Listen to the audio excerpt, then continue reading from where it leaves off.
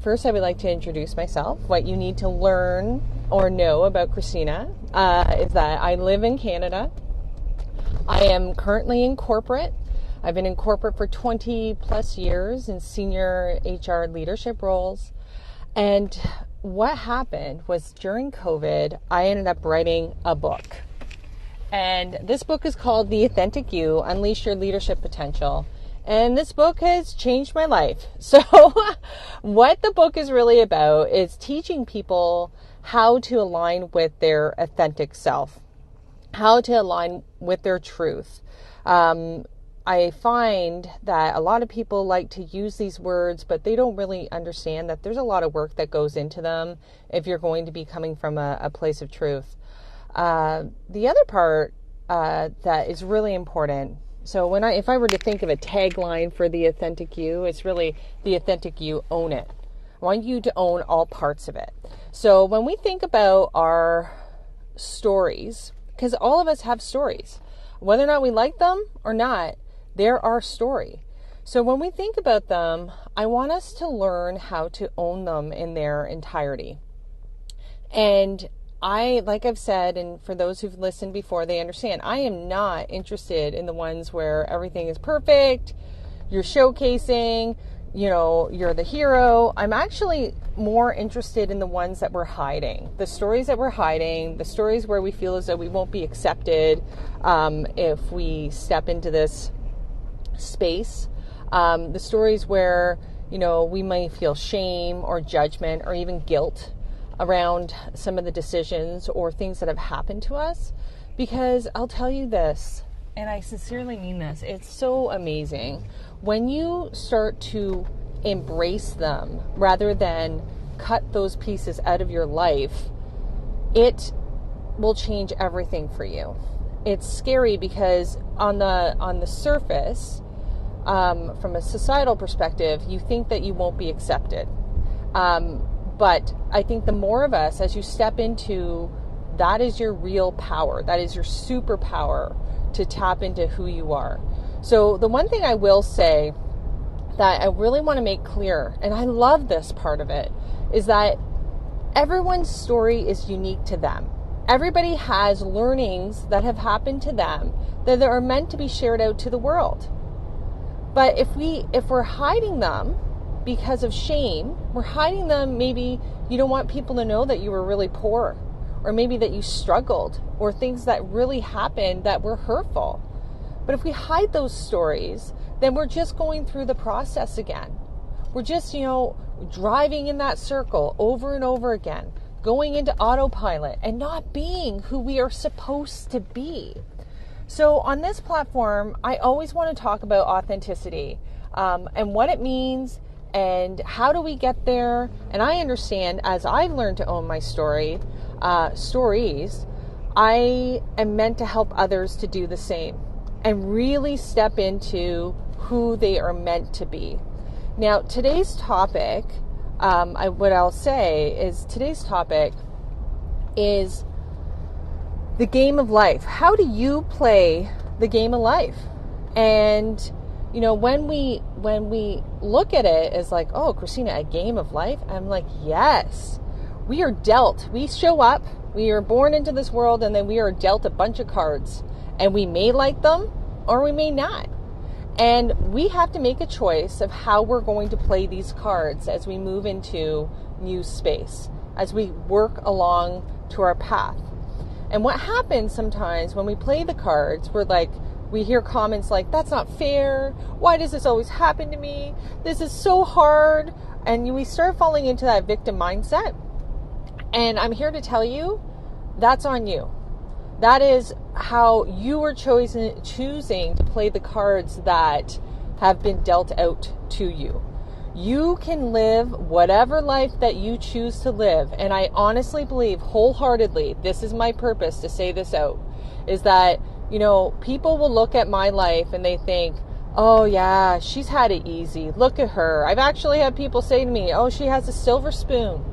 I'm like, oh my God, you just judge on the outside. You don't know how hard it was to get here. You don't know how I played my cards. You know that I wasn't a victim. I can't stand victimhood. because I think victimhood allows you to stay in a limited space. So I really want to talk about this concept because I think it's really powerful when you understand that you have control in how you choose to play the cards that you've been dealt. And remember, the cards that have been dealt to you have purpose. That's where you unlock your purpose. That's why I'm trying to get you to connect with yourself, not go through the motions, not feel sorry for yourself, but figure out, hey, okay, this is what happened. This is what I've experienced. Yeah, it was horrible, but who am I now? Am I strong? Am I resilient? Am I adaptable? Am I someone who's going to push limits? Am I going to inspire and motivate others to do the same? Hell yeah, you are. Because if you're going to do the work, I promise you're going to come out on the other side and you are going to be a different person. And you are going to attract different things into your life that are going to blow your mind. You're going to be like, what? I'm getting this in my life? Yes, you are. Because you're not carrying toxic energy. Because you're not being the victim. You're not sitting there just acting like everything's so hard. And I don't know if you've heard people who sit there and they will go, this always happens. This is never fair. I don't understand. All this stuff always happens to me. Well, first place I would start looking is in the mirror. What are you attracting in? How are you playing the cards of life? I want you to really think about that. Okay, so I will pause there because I do have a guest or two. So first I'm going to bring J.E. Howlett up. Hello. 3, 2, 1. Welcome. Welcome to you too. It's nice to hear you chatting, and I think what you've got to say is pretty good. Yeah, it spoke to you? So what spoke to you about it? I love that. I like the way that you said we get dealt this hand of cards, which is completely correct. It is absolutely random wherever we're born, whatever heritage we are, where we live, what parents we've got, all this sort of thing is all handed to you. So you could land anywhere in the world. It could be you're going there. This is what you've got to. You've got these parents. You've got money. You haven't. You're welfare. You're not. You're nurtured. You're not. You're completely correct about that. But the thing about victimizing yourself is that you then allow others to treat you the same. If you tell people what an awful life you've had, it suddenly switches a switch. It pops a label on your head. Please, I've been treated. I've had a terrible time. Please treat me some more terrible. Right. Bring it in, terrible. Please. Yeah, please. No, please, bully me, harass me, treat me bad. That's exactly what you're doing when you say, woe is me. You are giving a license to everybody that you meet, every situation that you're in to go wrong, because you are treating yourself like a victim. You're not a victim. That's not what happens. What happens is you learn and you survive. That is the key. That's the key. It gives you compassion and it gives you empathy to others who may be in that situation. And you have that. You have that skill then. It's a skill that you have. And you bring it forward so that you can then extend the hand of encouragement or kindness to allow other people to step out of that victim role, because that is what's coming back. Yeah, I love it. And I can hear your Aussie accent. So I will say, is it correct? Aussie accent? No. Is it UK? I am British of farming equality. I'm around the area. And it's West Country kind of. So I love it. But the reason why I was trying to bring that up was to say this concept is universal. It's not cultural. It's universal. We are all in that situation where we've all met victims who just bring it in. Oh, please. Please help me. And then I'm like, well, what are you going to do with that? So I'm going to help you. I'm going to give you a little bit of energy here. But you got to work with it. don't come back over and over again. And I was a sucker for that. I would be like, because I hadn't owned my story completely, that I would just be like, I'm helping you, I'm helping you. But it was really filling a void for me because I hadn't owned my story. That's the irony of the whole thing. The cards that have been played out, it's your journey, and you're supposed to learn and own your story, so then you can help others and pour into them from a place of truth and purity, not to fill your bucket because you haven't done the work, right? So some people will do work for others because they don't want to work on themselves. It doesn't work And that way. also, some people's buckets have got a hole in. Oh, huge hole. Huge hole. I wrote about that. Yeah, a huge hole, because it's kind of like they'll leave and they'll be like, oh my God, I feel amazing. Thanks, Kristina, for that conversation. And then because that bucket with a hole is taking all that energy, a week later, they come back and they're like, hey, I need some more. Help me, help me. And then you fill it again. And this could happen like 20 different times to the point where you're the sucker and you're exhausted. And I'll tell you this, when you put the boundary up and you say no more, because you've owned your story and you understand, they find other people to fill that bucket. So And yeah, you are then you don't matter to them then. no, Once you're drained, you are useless to anybody, really, right, if you allow people to drain you to that extent. And 100%.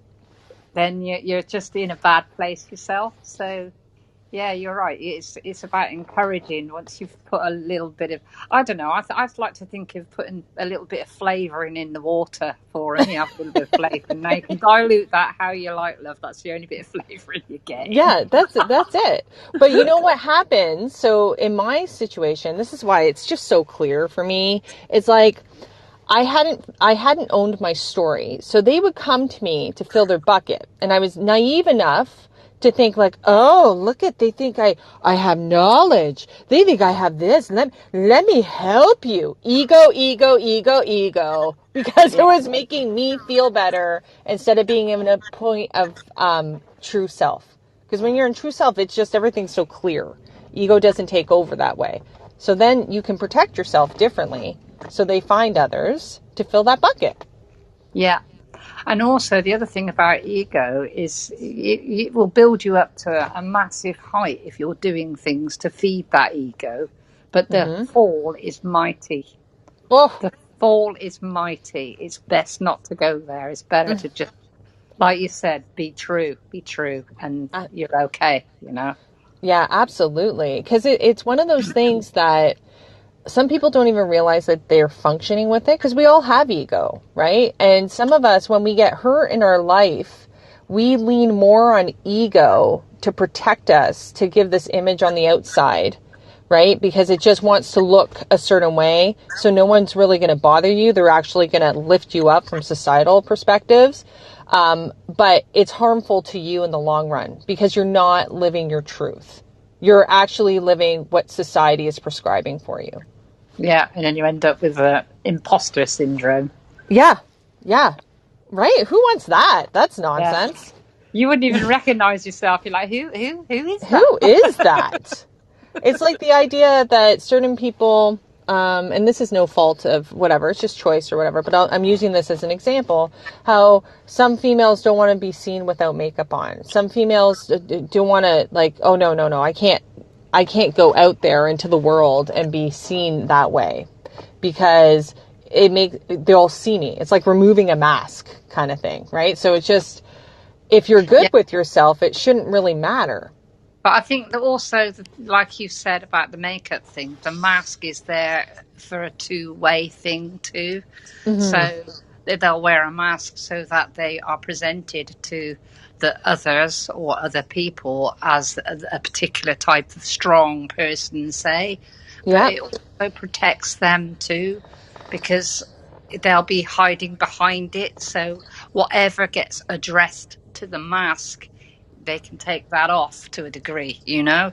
That is the other side of the coin of presenting yourself in a particular ways. You can then release that and go, well, actually, that wasn't really meant for me, any of that bad stuff, because I wasn't being myself at that time. You know? Yeah. It's difficult. Yeah.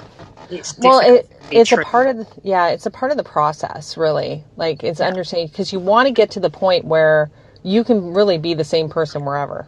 Like, Yeah, you know, and you're not, because you don't worry about what other people are thinking. That is the huge leap. Because that's then the you can, ultimate yeah, goal. yeah. It is hard, right? Because we've been Yeah, conditioned since we were little to, like, worry about what other people think.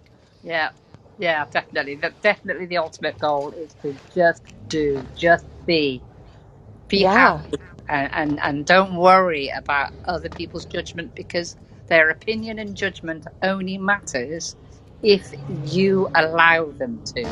Gold. That is gold, my friend. Yeah, Yes. Right? yeah, It's powerful when you realize you need to own it. You are giving them power to make you feel like crap. Think yeah. about that.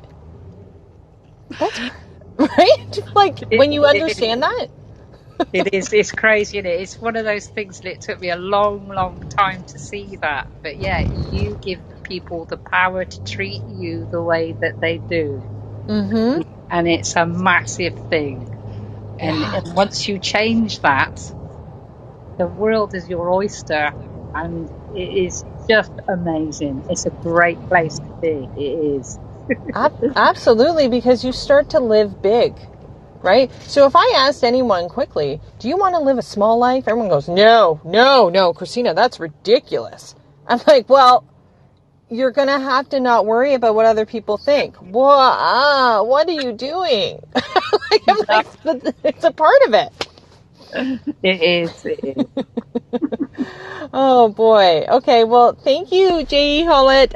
You're always welcome. Oh, unless you're coming back up. Oh, my other friend is going to come up. I just want to finish up this thought. That whole piece of why it's so important to own your stories, all of it. Because when we cut out the parts that hurt us and we build this wall around it, right? And ego starts to kind of take over. You are in a position where you are not playing your cards correctly. You are playing them in a place of protection. And you are not able to do what you were supposed to be doing. So when we're talking about the concept of when you show up on this earth, okay, that's when the game starts. And then you get dealt these cards. These cards can be varied. Some of them could be awesome and some of them could be great. You might be rich, you might be poor, you might be, I don't know, from any part of the world. You might have some horrible things that happen. But how are you going to play those cards? And many people get stuck because they feel as though they don't have a choice in it. But I'm here to tell you, yes, you do. Your story is your story. You cannot cut pieces out of it because you don't like it. You have to own all of it because there's a message in it. And that message is where you're going to find your purposeful work. And you're going to share that out with others so you can teach through your wisdom. Wisdom is experiences. Wisdom is going through stuff. I get frustrated sometimes when I hear people in this constant search for how do I do this? How do I get this? How do I become a leader? And I'm like, you are a leader. Start looking inside and see that you are a leader. Look at the cards that were dealt and how you were leader in those particular situations and how you evolved. How did you build resiliency? How did you learn how to pivot? How did you become, adaptable? These are real traits, but people need to learn how to do them. And I love what was just said is that when we start to get closer to ourselves, right? When we go through these experiences and we actually own them, we show up in a way that we have compassion, we have empathy, and we can help others through their journey. But you can't help anyone if you haven't helped yourself. So I just want to put that in perspective.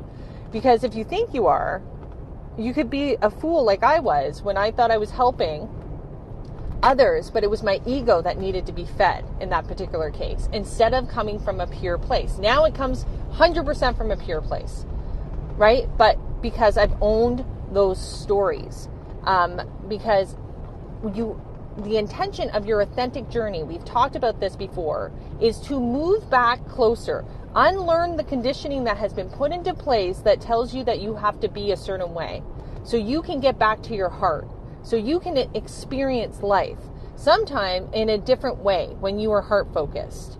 Okay, your true self, your authentic self, through that lens, you will show up in a different way. But these things happen to us and we put walls forward. That's the challenge. We have to figure out how to find our way back. And now I've done it. It took me 30 years, but this book changed my life. And there's other books, I'm telling you, straight up. I think there's 5 of them that's gonna come out that are aligning with this to help people understand how to go deeper. How do we get there so you can live a big life, so you can be amazing, so you can play your cards. I thought I was playing my cards great. I was like, oh, look at me. I had a tough life, but nobody knows. I'm going to hide it. I'm going to not let anybody know. And I'm just going to be a powerhouse in business. And I'm going to be super successful. And in my head, all I would ever hear would be like, I'm not going to be a statistic. I'm going to beat all odds. And that's good. And that's why I thank my ego, because it helped me get there. But now I don't need it. Now the ego's there and we've kind of worked together, but it's more, I got to learn how to build my heart muscle so I can show up in an integrated way. But I had to heal in order to get there. So those are some thoughts.